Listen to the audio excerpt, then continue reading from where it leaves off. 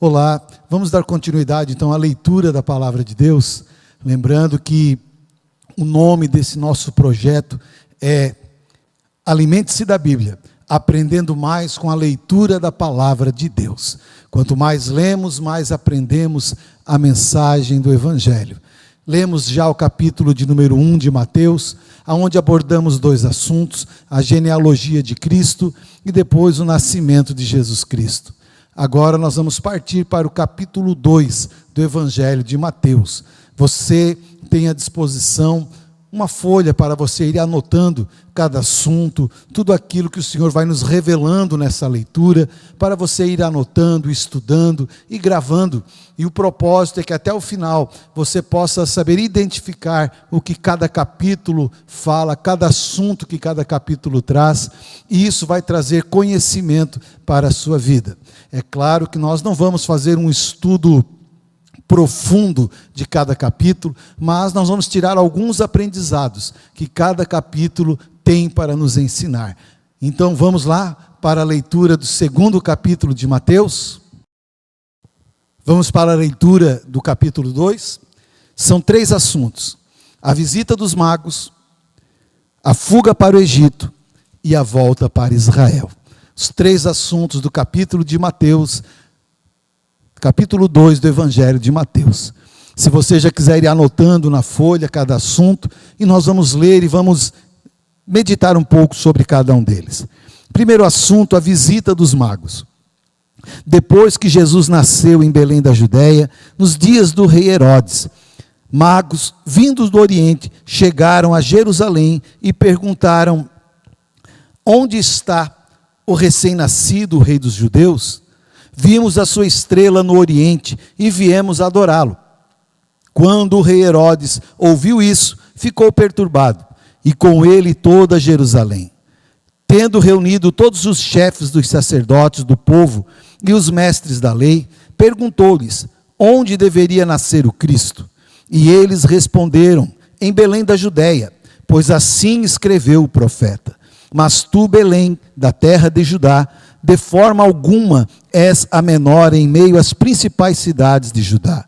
Pois de ti virá o líder, que como pastor conduzirá a Israel, o meu povo. Então Herodes chamou os magos secretamente e informou-se com eles a respeito do tempo exato em que a estrela tinha aparecido. Enviou-os a Belém e disse: vão informar-se com exatidão sobre o menino.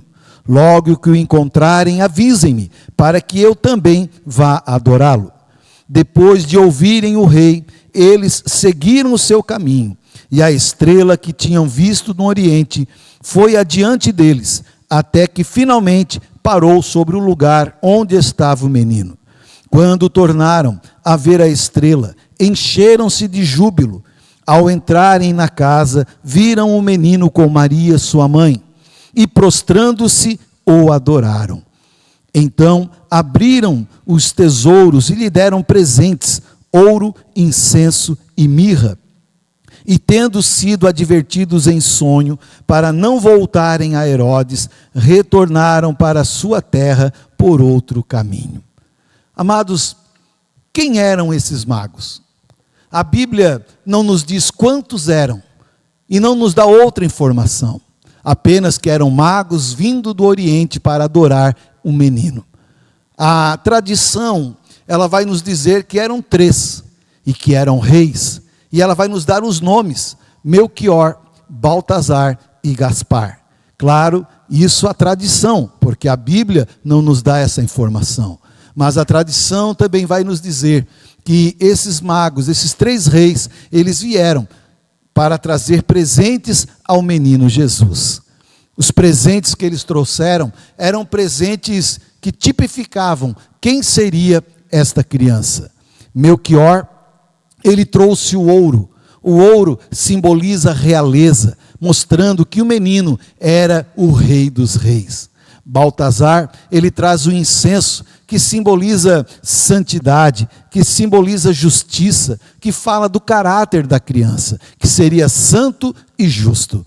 Agora Gaspar, ele traz a mirra, A mirra apontava para a angústia, o sofrimento que esta criança passaria no final da sua jornada aqui na terra. Quando lemos o Evangelho de Marcos, capítulo 15, versículo 23, nós vamos ver que na cruz, então, os soldados lhe deram vinho misturado com mirra, mas ele não bebeu.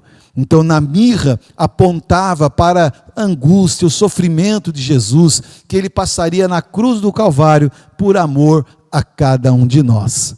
O que me chama a atenção é que esses magos, eles não eram judeus, eles eram gentios, vieram do Oriente para adorar a criança. E isso chama atenção porque os que vieram de longe, os que tinham pouco conhecimento, vieram para adorar a Jesus.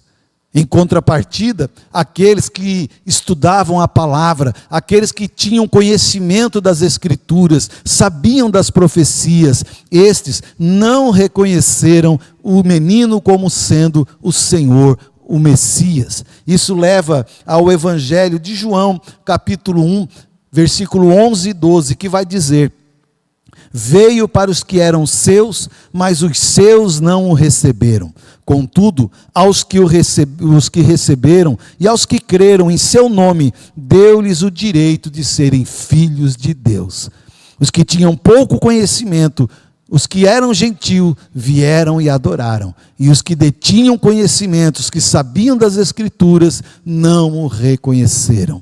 Felizes são aqueles que, apesar de terem pouca revelação, conhecem e adoram a Jesus Cristo. Nós fazemos parte desse povo. Éramos gentios, não tínhamos o conhecimento pleno das Escrituras, mas pela graça conhecemos a Jesus Cristo e viemos até Ele e estamos adorando o Senhor dos Senhores. E hoje nós temos o poder de sermos feitos filhos e filhas desse Deus maravilhoso. Segundo o que nós entendemos aqui nesse primeiro assunto, está no versículo 3, que vai dizer que quando o rei Herodes ouviu isso, ficou perturbado e com ele toda Jerusalém. Isso nos fala sobre a ganância, o orgulho, que nos impede de querer conhecer o Rei dos Reis. Herodes, com todo o seu poder, com todo o seu status, ele olha para Jesus, ele ouve falar do nascimento do rei, o rei dos judeus, e ele começa agora a ter Jesus como um oponente, como um concorrente, como alguém que disputaria o seu trono, que lhe tiraria do seu trono. E isso faz com que ele fique perturbado, e ao ficar perturbado, a sua intenção não era conhecer e adorar, a sua vontade era de saber aonde estar para poder matar e destruir o concorrente que acabara de nascer.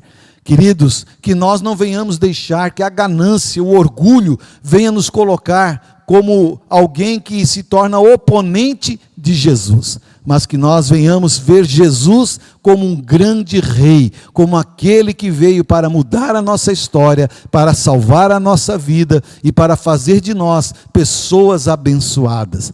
Que a ganância e o orgulho não nos faça ver Jesus como um concorrente, como um oponente, que não venhamos ver Jesus como alguém que quer tirar algo de nós, mas como alguém que veio para acrescentar grandes coisas na nossa vida e na nossa caminhada. Amém? O versículo 12, ainda do primeiro assunto, vai dizer: e tendo sido advertidos em sonho para não voltarem a Herodes, retornaram para a sua terra por outro caminho. Sempre que nós decidirmos ouvir a voz de Deus e obedecer a voz de Deus, sempre haverá um novo caminho para nós retornarmos ao lugar aonde nós queremos. Se você quer voltar a algum ponto da sua história, a algum momento de alegria, de felicidade, quem sabe onde você está hoje não é um momento de alegria, não é um local de felicidade. Queridos, se você decidir ouvir a voz de Deus e obedecer a voz de Deus, sempre haverá um novo caminho para você retornar a um ponto de alegria, a um ponto de felicidade, a um momento aonde você se sinta realmente feliz e abençoado. Como os magos, diz aqui a palavra, que eles foram advertidos, eles obedeceram a voz e retornaram à sua terra por um outro caminho. Caminho este preparado por Deus para eles voltarem para a sua terra. Que você possa decidir obedecer o Senhor, porque assim fazendo, novos caminhos abrirão na sua caminhada. Vamos para o segundo assunto. O segundo assunto, a fuga para o Egito. Depois que partiram, um anjo do Senhor apareceu a José em sonho e lhe disse: levanta-se, toma um menino e sua mãe e fuja para o Egito. Fique lá até que eu diga a você, pois Herodes vai procurar o menino para matá-lo. Então ele se levantou, tomou o menino e a sua mãe, e durante a noite, e partiu para o Egito, onde ficou até a morte de Herodes. E assim cumpriu o que o Senhor tinha dito pelo profeta: do Egito chamei o meu filho. Quando Herodes percebeu que havia sido enganado pelos magos, ficou furioso e ordenou que matassem todos os meninos de 2 anos para baixo, em Belém e nas proximidades. E de acordo com a informação que havia obtido dos magos, então se cumpriu o que fora dito pelo profeta Jeremias. Ouviu-se uma voz em Ramá, choro e grande lamentação. É Raquel que chora por seus filhos e recusa ser consolada, porque já não existem. Queridos, Deus, Ele sempre está à nossa frente. Deus, Ele sempre enxerga aquilo que nós não enxergamos. Depois que os magos partiram, José, Maria e a criança estavam dormindo à noite. E o Senhor, Ele os avisa em sonho, para que eles fugissem para o Egito, porque Herodes tinha o plano de matar a criança. Vemos que Deus, já sabendo de antemão do que haveria de acontecer, Deus, Ele prepara todas as coisas para que esta fuga fosse possível. Os presentes que os magos trouxeram eram uma provisão para que eles pudessem fazer essa fuga sem passar necessidade. Ouro, incenso e mirra foram os presentes que também serviram como mantimento ou como forma de sustento para que eles pudessem fazer essa fuga para o Egito e manter a criança salvo. Lembra quando o Senhor fala ao profeta Elias para que ele fosse ao ribeiro de Querite? Antes que ele mandasse o profeta ir para o ribeiro, ele já tinha ordenado aos corvos para que eles o alimentassem nesse período.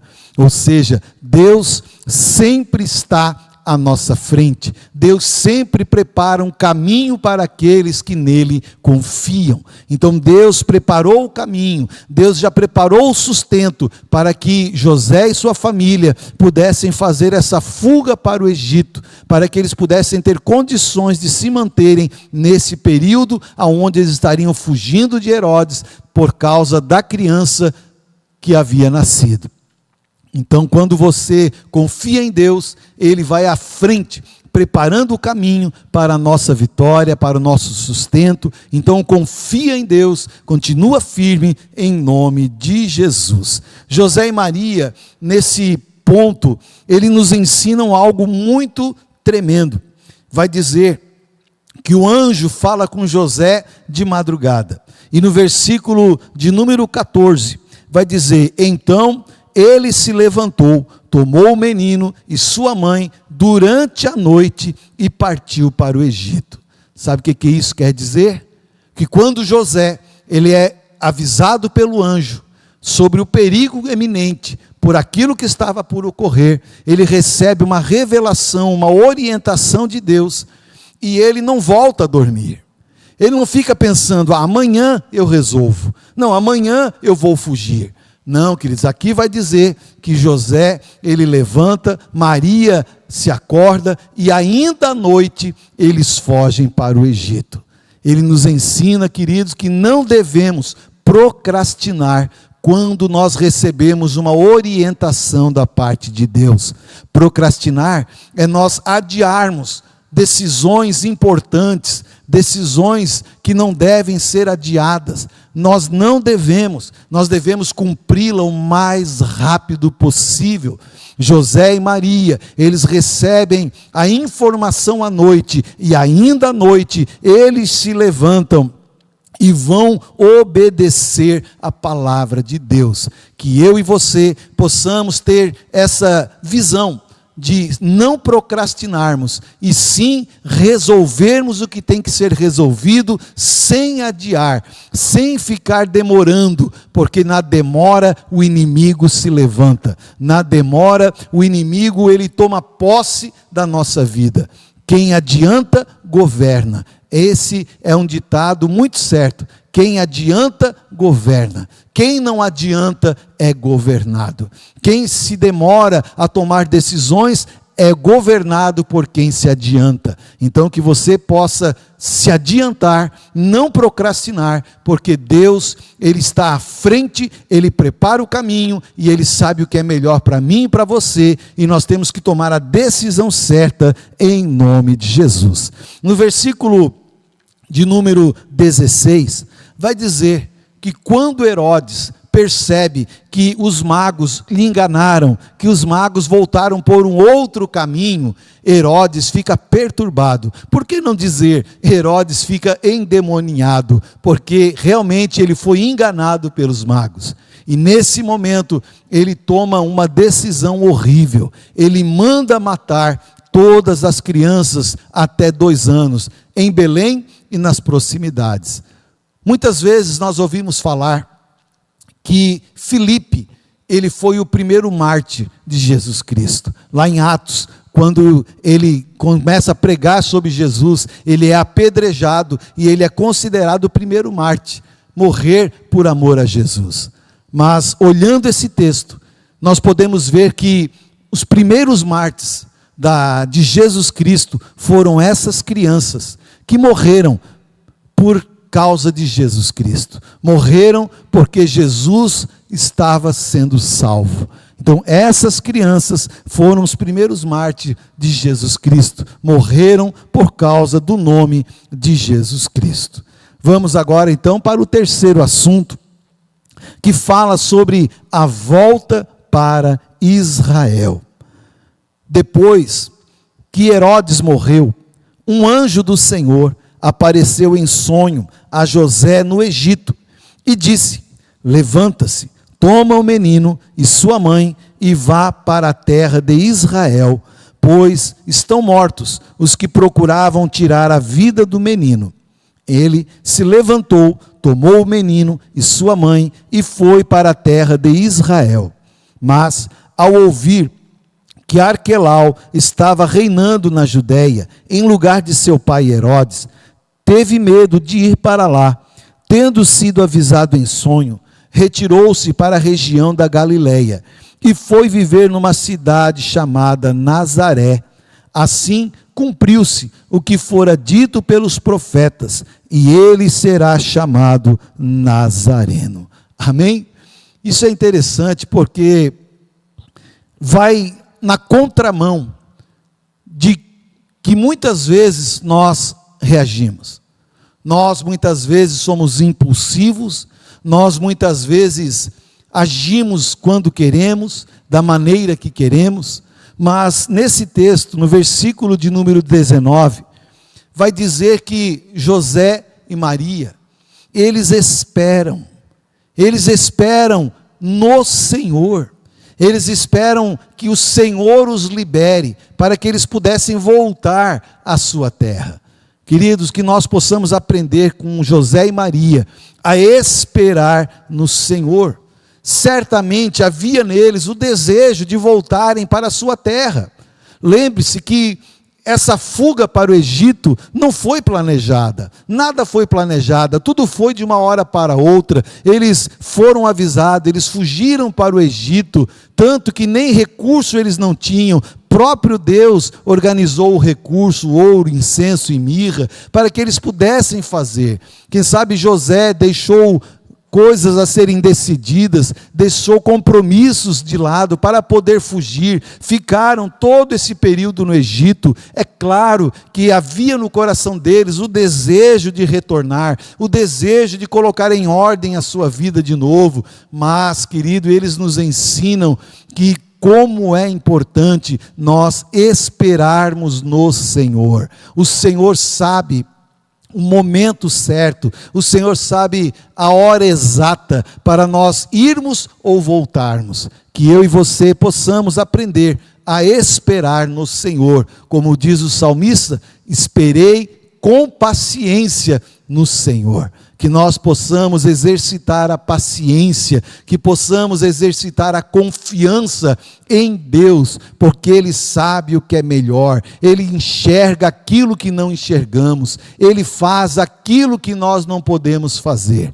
Então, nesses 3 assuntos, nós tivemos grandes aprendizados, e este último fala sobre esperar no Senhor, que você possa esperar em Deus, porque Ele sabe o que é melhor para você. A sua palavra vai dizer: eu bem sei os pensamentos que tenho a vosso respeito, para vos dar o fim que vocês esperam. Então, que nós possamos aprender neste capítulo a esperar no Senhor. Amém? Então, nós terminamos o capítulo de número 2, aonde falou, sobre a visita dos magos, aonde falou sobre a fuga para o Egito e a volta para Israel. Até agora nós estamos no capítulo 2. No próximo vídeo estaremos indo para o capítulo de número 3 do Evangelho de Mateus. Até lá, que Deus abençoe, e não esqueça de ir anotando tudo o que nós estamos falando, para que você possa cada dia mais aprender e memorizar a palavra de Deus. Que Deus abençoe e até o próximo capítulo.